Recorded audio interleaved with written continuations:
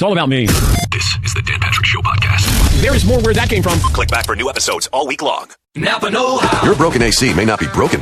It may just need a recharge with the Avalanche AC Recharge Kit. Just $39.99 plus an additional $15 prepaid Visa card by mail. Just pull the trigger and brr. The Avalanche AC Recharge Kit. Now $39.99 plus $15 prepaid Visa card. Quality parts, helpful people. That's Napa know-how. Napa know-how.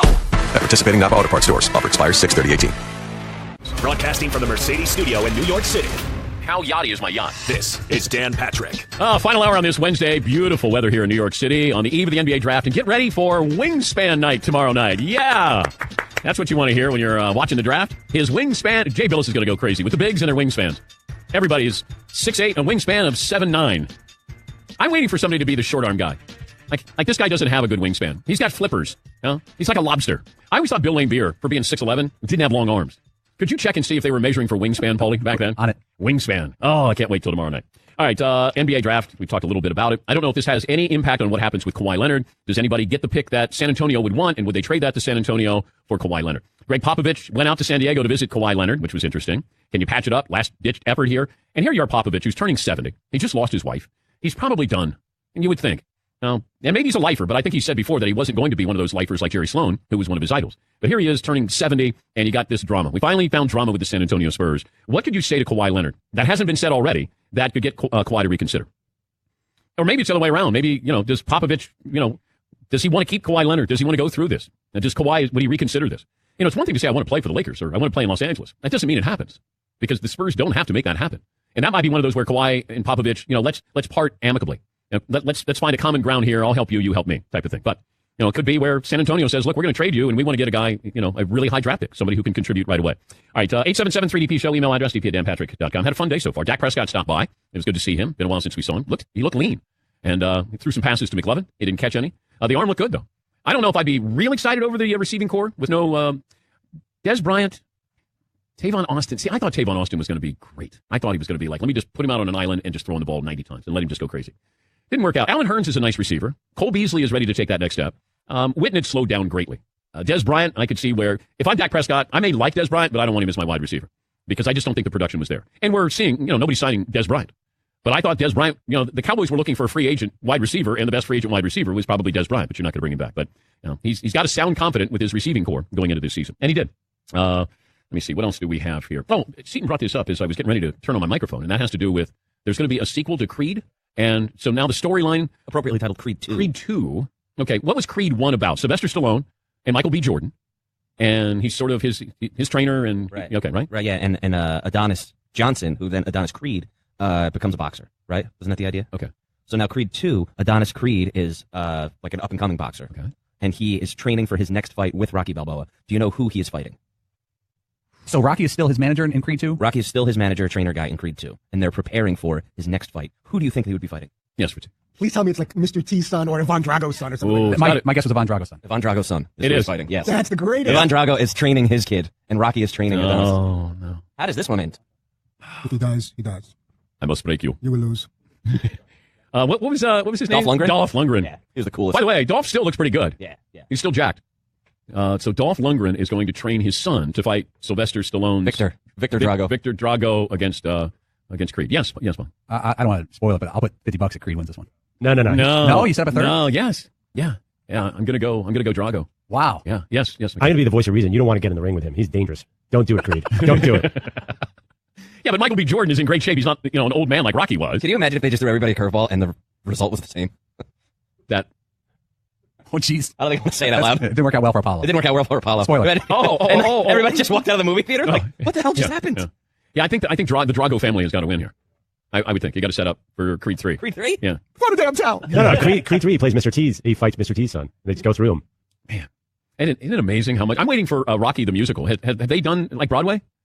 Like, you could do an On the Waterfront with Rocky. The movie with Marlon Brando that could have been a contender. That you could do a Broadway show on Rocky, I would think. You would, but this trend of making every movie into a Broadway show is a bit ridiculous, wouldn't you say? Okay, when did it jump the shark? Oh, I walked through Broadway the other day. I can't believe, there's a Harry Potter play. There's everything. I just bought tickets to the SpongeBob play for my daughter's birthday. That's crazy. It's the number one. It's the play of the year. It's supposed to be the hottest ticket on Broadway. It's SpongeBob. Yeah, Paul. The Scarface musical is not for children. I saw it, not for kids. Reservoir Dogs, not for kids. Yeah, they use real bullets in Scarface. I would not be shocked if they had a Rocky play. Honestly, that's the way it's going right now. Because I know it's a boxing movie, but it's not really a boxing movie. It's about relationships. Like all these sports movies, when you look at them, we look at them as a sports movie. You know, we had Kevin Costner in yesterday, and you're talking about Bull Durham, and we go, "Oh, it's a great, it's a baseball movie." No, it's a love story between him and Susan Sarandon. Yeah, McLovin. Here's the top plays right now: Pretty Woman, the musical; School of Rock, the Jack Black movie, the musical; Aladdin; Chicago, Escape to Margaritaville. Oh, the Jimmy Buffett story. And there's a Donna Summer play out. And by the way, I've seen Hamilton, just in case you want to throw that out there. I love Hamilton. Oh, I know. You and I have seen it. Did I ever tell you that I saw Hamilton twice? All right, so I could see Rocky as a Broadway show. Huh? Yes. You got the perfect intermission. You have Adrian telling Rocky, win, and then once Mick goes, well, what are we waiting for? Then you close the curtain and you got your nice intermission. Gets you right into the second half. Yeah, aren't you happy you got your See how I worked there? your invitation? I knew. What are we waiting for? I knew we were headed. I knew we were headed there, but I was going to let you get there. I appreciate that. And then you close the curtain on Act 1. Perfect. All right. What's the poll question there, McLovin? Okay, if you were the Angels, would you consider trading Mike Trout? 64% say no. Yeah, and this isn't something new. I'm looking at these numbers here. Deadspin had an article, Mike Trout doesn't deserve this bleep. So I went, okay, I'll read this article here. And I started looking at it. In the month of June, Mike Trout is hitting .439. He currently leads the league in the following categories: home runs, walks, on-base percentage, OPS plus, total bases. In the article, Tom Lee says the best way to talk about Mike Trout's season is just to be as blunt as possible. Nobody in the history of baseball has ever played baseball this well. Meanwhile, they're 38 and 35. They're in third place in the American League West. So the odds of them making the playoffs, not great right now. Stat of the day, stat of the day, stat of the day, stat of the day. Here comes that what? Stat of the day. Top. And if you buy into WAR, the wins above replacement, this is single season by a position player. Number one all time is Babe Ruth at 14.1. Babe Ruth is second at 12.9. Carl Yastrzemski in 1967, Triple Crown year for Carl Yastrzemski, I believe. 12.5, and then Babe Ruth at 12.4. Mike Trout is on pace right now for the highest WAR in a single season by a position player at 14.4. And they're not going to have anything to show for it. But if you do trading, like, what are you getting? What can you get in return? And you just brought in Shohei Ohtani. How old is he? He's 27. This deal, when it's up, is he's going to be 30. And then he's going to get one more big contract. He'd probably get a 10-year deal that he would want. And I think he's pretty injury free for the most part, isn't he, McLovin? I think so, yeah. Paul. Doesn't that make him the perfect trade bait? He's at his peak. He's somewhat of a deal financially, and he's never been injured. You could get an entire handful of prospects that maybe get you to further into the playoffs. Yeah. It's hard to get. You don't want to be the guy who traded away Mike Trout, because then you're going to be known as the guy who traded away Mike Trout. And what are you going to get in return? Do you want prospects? Do you want young players? Who's going to have those assets to trade? But if you look at the sure thing in baseball, it's Mike Trout. There's nobody who is this consistent, and he's there every single day. That's different. But in baseball, I need great pitchers. If I make it to the postseason, I want to have great pitchers. The regular season, I love having great hitters. I want you to come out and see this team on a daily basis. But when it comes to the postseason, you got to have great pitchers. Yeah, I also wonder what goes on behind closed doors, like the Chris Paul situation with the Lakers and David Stern. Does Rob Manfred have any? If this would be close to happening, does the commissioner have any conversation with the Angels? Because that destroys. No. That really hurts an organization. He's one of the only faces of that team. Mike Trout not on the Angels anymore. Okay, but the NBA owned New Orleans at the time, and that's why they vetoed the trade with Chris Paul, right? Yeah, David Stern and the NBA, they took ownership of it, and they said, no, we don't think this is the best for New Orleans, and that's why it didn't happen. I mean, there's still bad trades that happen, but this isn't something that baseball can go, hey, wait a minute, what are you doing here to the Angels by you're trading away Mike Trout? I wonder if Mike Trout goes through his entire career and has nothing to show for his postseason numbers. There's nothing really there. What's he had? One postseason appearance, and that was against Kansas City. Yeah, I think he's played a total of 5 games. 5 games. Check. I think they got swept, didn't they? But Mike Trout putting up these incredible numbers, but he's got nothing to show for it, man. Nothing at all. Those are crazy numbers up there. When you're in the category with Babe Ruth on wins above replacement. Yeah, Paul. He has 15 at-bats in the postseason, 3 games. Yeah. Paulie's got an update on Rocky the Musical. Was that in the works? Rocky the Musical, Dan, premiered to good reviews in Hamburg, Germany in 2012. Sylvester Stallone was involved, was the executive producer. Moved to Broadway in 2014. Mixed reviews, didn't do that well, lasted about 6 months, and then was a financial failure. Oh. Rocky the Musical. Remember when you two got involved in a Broadway show? Spider-Man. Yeah. How do you screw up Spider-Man? Add you too? Whoa. Oh, I thought that's what you were going. No, I thought that's what you were getting. No, but I know Bono and Edge were involved in this. Yeah. But Spidey, you would think. Yeah, but why would you go to Broadway to go see Spider-Man? You bring your kids. That's what happened at SpongeBob SquarePants. Why are you going to bring your kids all the way to New York City to go to Broadway? Well, okay. Yeah, Paul. My kids watched a movie the other day I'd never seen. It's called The Greatest Showman with Hugh Jackman. They went berserk. And Zac Efron. They went absolutely berserk. They watched it 3 times in 3 days. One of these things about when you binge watch and you get that. I'm waiting for the second season of Ozark, and I'm watching the second season of Goliath with Billy Bob Thornton, and I loved the first season. Awesome. William Hurt's in it. Love it. Second season, painful. So disappointing. How did it go so wrong? Did they change writers or something? I don't know if they did, but all of a sudden you're watching, you're going, what happened to my Goliath with Billy Bob Thornton? They just threw in, this drug cartel and all these side plots and just crazy. And so I got one more episode to watch, and I don't know if I want to watch it. And I waited, a year for this, with this show to come out. And all of a sudden you go, wow, no. Ozark better not go goofy, go off the rails. Or I'm going to want answers in Hollywood. Yes. Did it make you feel like you wasted your time in some way with the first season? No. You could look at it as two separate things. Yes, first season, awesome. Yes, I would tell people. It's like Bosch. I think there's 4 seasons of Bosch, and I love Bosch. And I always say, it's still great. He's an old school cop, and it's just great. It's really well done. Because it didn't get too goofy. Goliath got goofy. Like crazy. Yeah, McLeod. My show, Westworld Season 2. Uh-oh. Off the rails? Off the rails. HBO was extremely disappointed. It was supposed to be the next Game of Thrones, and it hasn't hit. You don't watch it at all, do you? No. Yeah, it's Season 2 was a disappointment after Season 1. Yeah. It happens, I guess. I don't know why they do that. That whatever the formula was for Season 1, you don't have to go too crazy with Season 2 to sort of keep that same formulaic show. But man. Wasn't The Wire Season 2 I'm going to throw a bit of a disappointment, and then they came back and made it great again? Well, what The Wire did is, if you're looking at themes here. So you had each season there was one with the docks, there was one with education, and then there was one with the housing projects. And so David Simon was looking at Baltimore through this lens, and that's what he gave you with The Wire. And I applaud him for doing what he was doing, because then you found out that they're all interconnected. So what goes on in the housing projects and education, and what was going on at the docks as well. And I thought that there was a thread there that worked. Final season was what, Paul? It was media related. It was through the lens of the media, and the second last season was through the lens of politics on The Wire. Yeah, I like the politics part of it. But I appreciated the characters in there. But Seaton's watching The Wire now. Yeah, I just started season 5. So Seaton will come in and go, Bodie died. I'll go, and then I have to think back, and I go, wait, Bodie.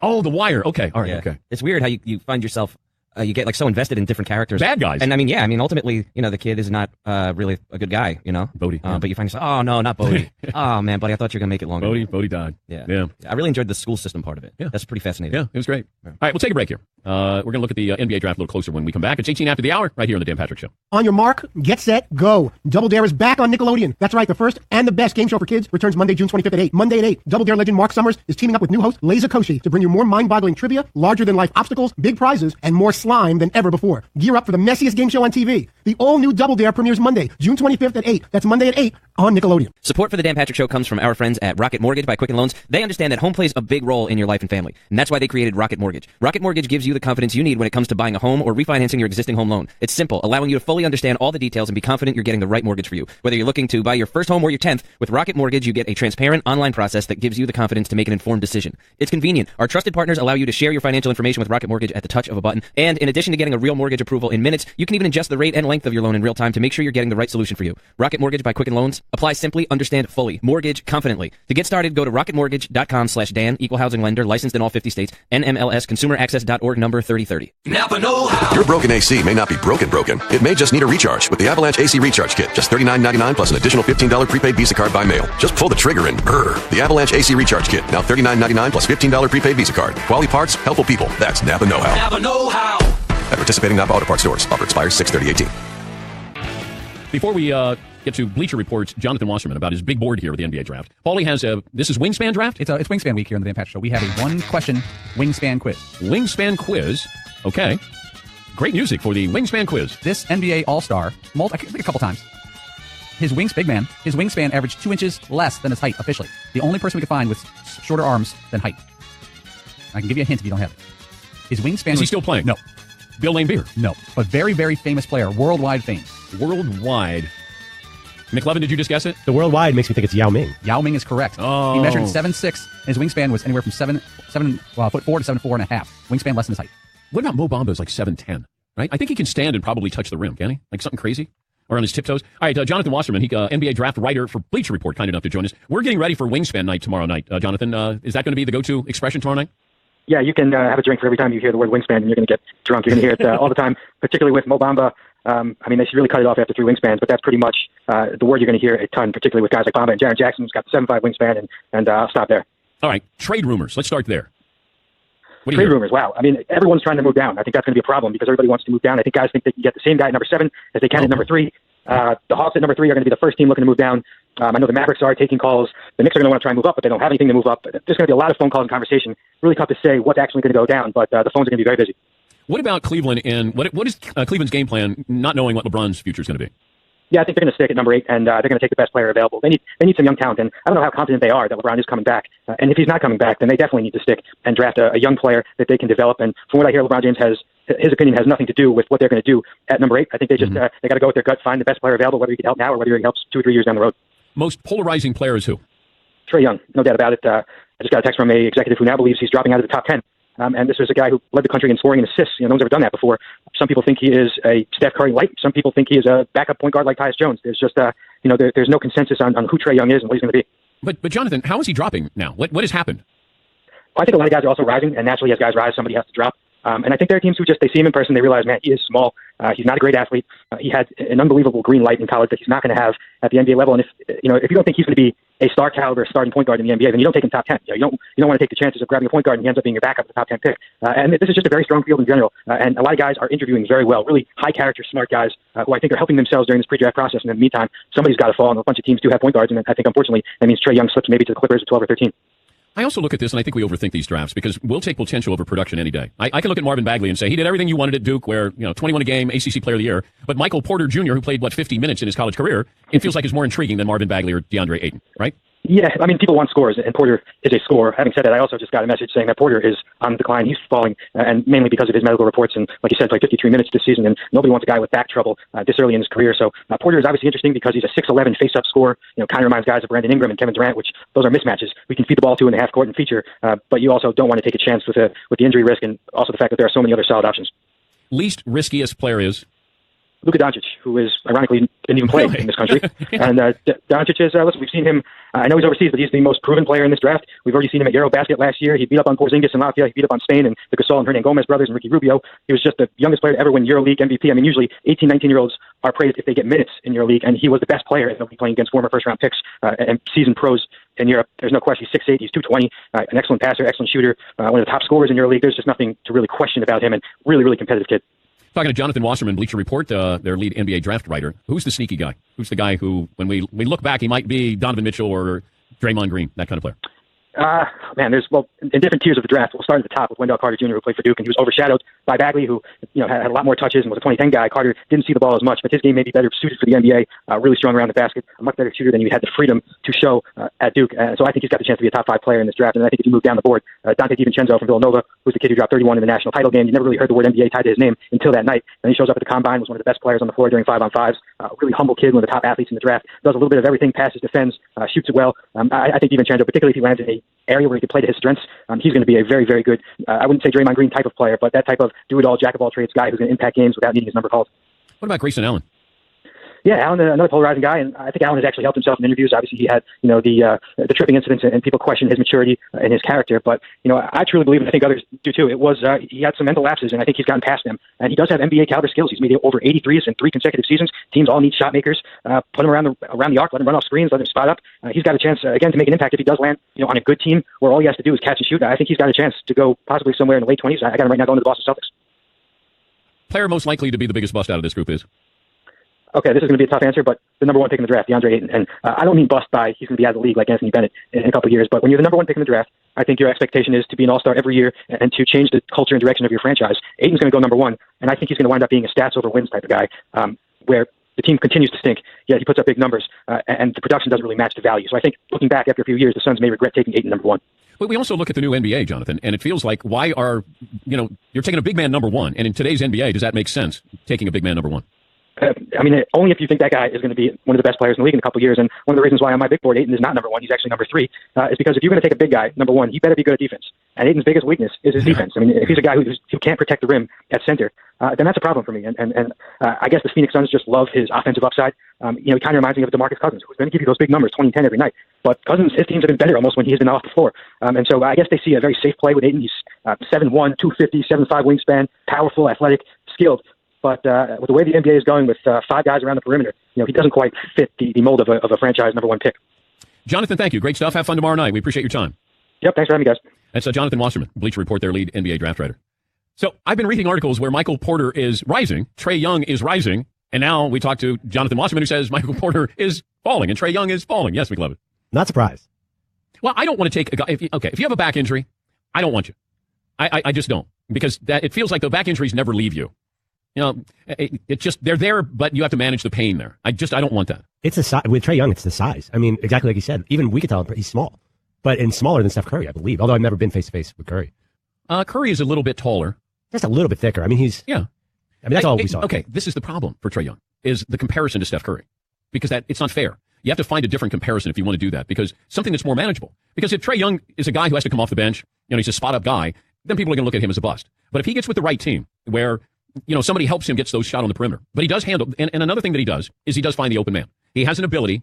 Obviously, you lead the nation in assists. So there's a talent of being able to find the guy. But he's also a guy who is going to have the ball, always had the ball. Now is he able to survive in the NBA where his touches are going to be limited? That's a big transition for somebody like that. And it happens all the time when you have guys who are stars in college and they go to the NBA and they're like, wait a minute. I thought I was the go-to guy. No, you're third option. I'm like, wait, I can get my touches. It becomes selfish. There's ego. There's greed. That's part of the problem, too. If you go to a bad team, who is the leader there? There's so many things that factor in. But I look at Luka Doncic, and if he's the guy that looks like that's what the NBA is, then why wouldn't you take him number one overall?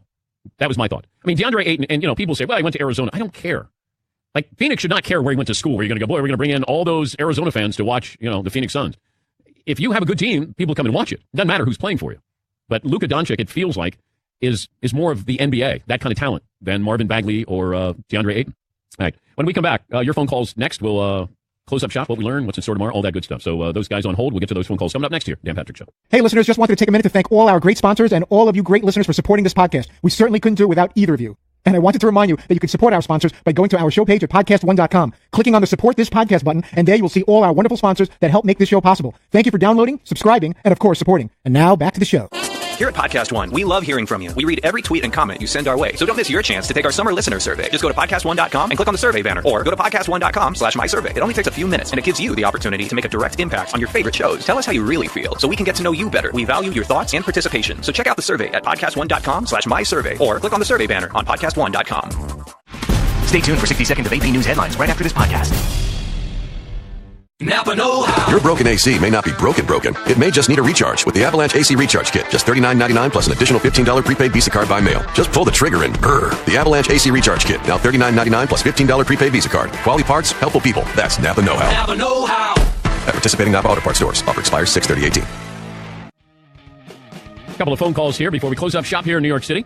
The Cubs' Brandon Morrow has suffered back spasms. This is a guy who has 16 saves this season. So the Cubs closer is not going to be able to pitch for a while. And he got hurt while taking off his pants. He was unavailable to pitch during Tuesday's doubleheader versus the Dodgers. He told reporters, like 3 a.m. in the morning. No! I know. He goes, just undressing at my home, like 3 a.m. in the closet, and I got my right leg off. Left one just felt like a spasm in my back. So he's going to be out for a little while. It's 3 a.m. I must be lonely. Yes, Fritzy? He explained being klutzy is in his genes. Oh, okay. All right. I got it. Yeah. Welcome back to this program, Fritzy. Bill in Missouri joins us. Hi, Bill. Thanks for holding. What do you have for me today? Hey, Dan, thanks for taking my call. Sure. 5'11", wingspan, 5'4". Okay. So I've got the flippers going.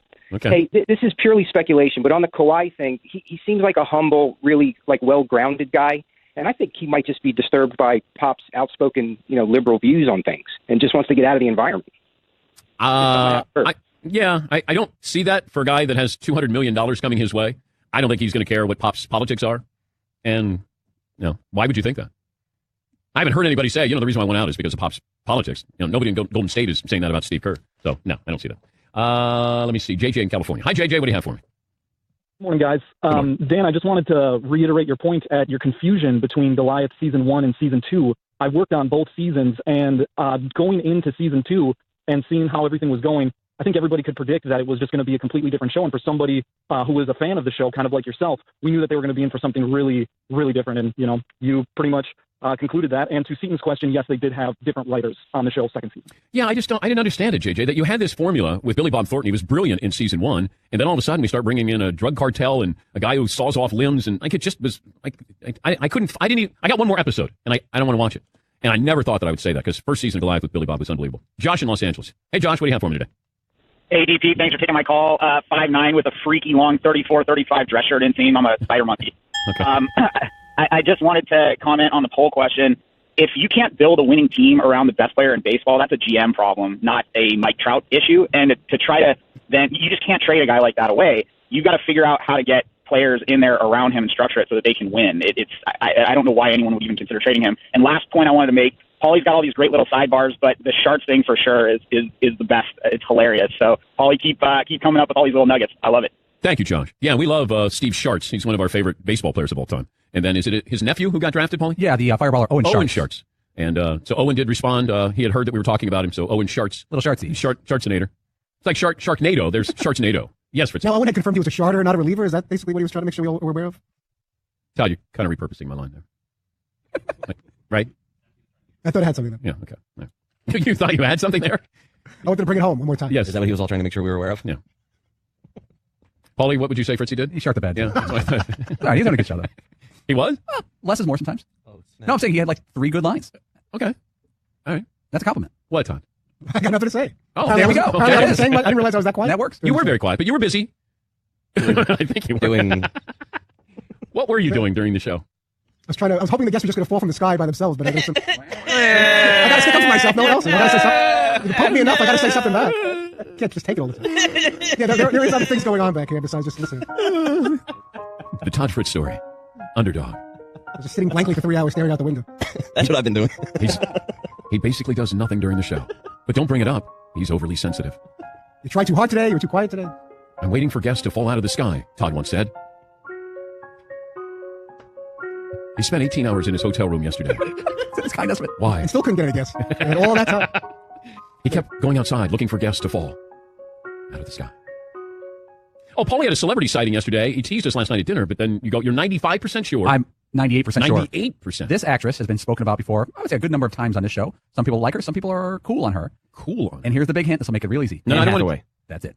Anne Hathaway. I don't even need a hint. Oh, man. Anne Hathaway looked like she's going to yoga class. She had one of those rolled up mats. Yeah. And she was on the corner, and she's very recognizable, very big eyes. And it was her. Wait. You saw her in Manhattan? Yes, on, I don't know the street. She famously lives 2 buildings away from me. My wife was stuck in an elevator with her. She's a Dumbo. Well, what do you mean stuck in an elevator with her? Oh, well, it was right outside. The elevator was stuck on 15 minutes at a building. Oh, so it was, I thought you meant that no, she was trapped in there with Anne But Hathaway. she hung out for 10 minutes with Anne Hathaway, who was our neighbor. Again, I'm 98% sure. But I heard she might have moved. Because of your wife. But, by the way, And you. I don't want to give away names, but there are now 5 professional athletes who live in the neighborhood where we had dinner last night. No, it's a great area. I mean, in Brooklyn, Dumbo, that's a great area. Or there are 5 people who look like professional athletes that I mistakenly thought were very like. Fritzy, what'd you learn today? Tomorrow night's NBA draft will also be known as Wingspan Night. Seton, what'd you learn? I don't know. Paulie? Dak Prescott, self-handshake. Good job. McLevin. Trae Young and Michael Porter rising this week, and now they're falling today. What we learned brought to you by Farmers. Protecting your home team. Farmers customizable home insurance packages offer coverage options you can tailor for your home turf. At Farmers, they know a thing or two. They've seen a thing or two. Discover home coverage options and more at farmers.com. Thanks for joining us. Talk to you tomorrow on The Dan Patrick Show. True crime fans rejoice. Small Town Murder is now on Podcast One. Crime and Sports' James Petrogallo and Jimmy Wisman look at small towns, what makes them tick, and the murders that took place there. In-depth research, horrible tragedy, and the host's comedic spin on the whole thing. What can go wrong? Subscribe to hear new episodes every Thursday on PodcastOne.com, the Podcast One app, and Apple Podcasts. Now ADT can help protect your family at home and on the go. Get started with ADT's best offer, an ADT starter kit and security camera installed free. A savings of $449. Plus, you'll get ADT Go, the new family mobile safety app and service for 24/7 emergency response. Go to ADT.com/podcast today to take advantage of ADT's best offer with 36-month monitoring contract, easy pay and QSP. Early termination and activation fees apply. Additional charge for ADT Go premium services after 3/31/18. Certain markets excluded. Licenses available at ADT.com. Offer ends April 1st.